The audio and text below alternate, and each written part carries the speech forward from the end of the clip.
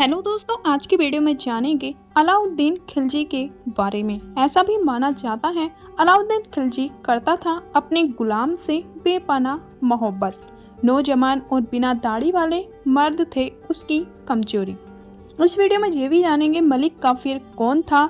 ऐसा भी माना जाता है मलिक काफिर ने अलाउद्दीन खिलजी को अपनी उंगलियों पर नचाया था। चलो इस जानकारी के लिए वीडियो के अंत तक जरूर बने रहें और जो न्यू यूजर है प्लीज सब्सक्राइब कर दें। चलो वीडियो शुरू करते हैं। अलाउद्दीन खिलजी को लेकर कई किताबों में दावा किया गया है कि उसके हरम में महिलाओं के साथ साथ कई पुरुष भी थे।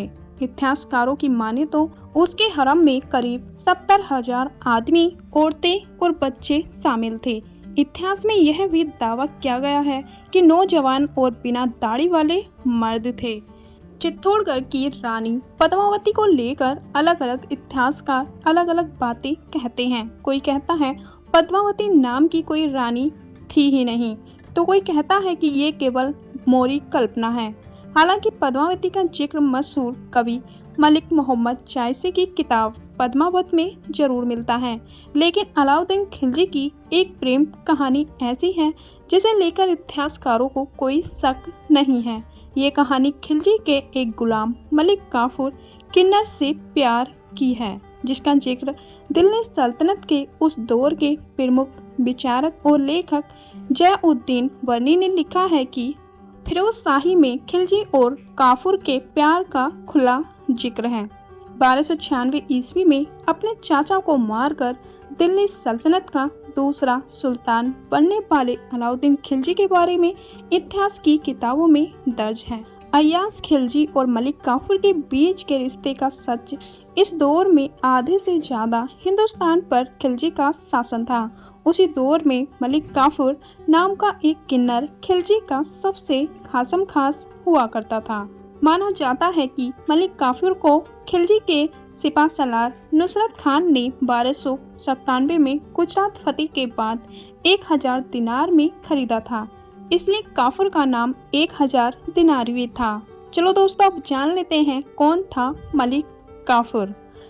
कुछ इतिहासकार मानते हैं कि हिंदू परिवार में जन्मा काफूर जन्म से किन्नर था, लेकिन ज्यादातर इतिहासकार मानते हैं कि खिलजी ने काफूर को नपुंसक बनाकर उसे मुसलमान बनवाया था। काफूर केवल खिलजी का प्रेमी नहीं था, वो एक बहादुर योद्धा भी था। उसने दिल्ली के लिए मंगोलों के साथ और दक्षिण भारत में महत्वपूर्ण युद्धों में हिस्सा लिया था। इतिहास की किताबों में दर्ज है कि खलनायक सुल्तान खिलजी के नायब ने दक्षिण भारत में जमकर मारकाट मचाई और कई हिंदू राज्यों पर कब्जे के लिए लगातार आक्रमण करता गया। मलिक काफूर ने दक्षिण भारत के कई मंदिरों को नुकसान पहुंचाया। मदुरै के पौराणिक और मशहूर मीनाक्षी मंदिर को भी अलाउद्दीन खिलजी के भरोसेमंद मलिक काफूर ने तहस नहस कर दिया था और लूट मार रकम के साथ दिल्ली लौट गया था। लेखक जयाउद्दीन वर्नी के मुताबिक काफूर से खिलजी को इतना प्यार था कि उसे काफूर को अपनी सल्तनत में दूसरा सबसे अहम ओहदा मलिक नायब का दिया था। खिलजी ने जब दौलत के लिए दक्षिण भारत पर आक्रमण का फैसला किया तो उसकी जिम्मेदारी मलिक काफूर को दी गई। खिलजी के हुक्म पर मलिक काफूर ने दक्षिण भारत के कई इलाकों में जमकर मारकाट और लूटपाट की। मलिक काफूर सिर्फ दौलत ही नहीं लूटता था, बल्कि जंग के बाद अलग अलग इलाकों में बंधक बनाई गई लड़कियों को खिलजी के हरम में शामिल करने के लिए दिल्ली भेज देता था। अलाउद्दीन खिलजी को लेकर कई किताबों में दावा किया गया है कि उसके हरम में महिलाओं के साथ साथ कई पुरुष थे। इतिहासकारों की माने तो उसके हरम में करीब 70,000 आदमी, औरतें और बच्चे शामिल थे। इतिहास में ये भी दावा किया गया है कि नौजवान और बिना दाढ़ी वाले मर्द उसकी कमजोरी माने जाते थे, लेकिन कहा जाता है कि मलिक काफूर की जगह कोई नहीं ले सका। मलिक काफूर अलाउद्दीन खिलजी के लिए इतना खास था कि वो उस पर खुद से भी ज्यादा यकीन करने लगा था। काफूर को केवल सुल्तान की दीवानगी दिनों दिन गहरी होती गई।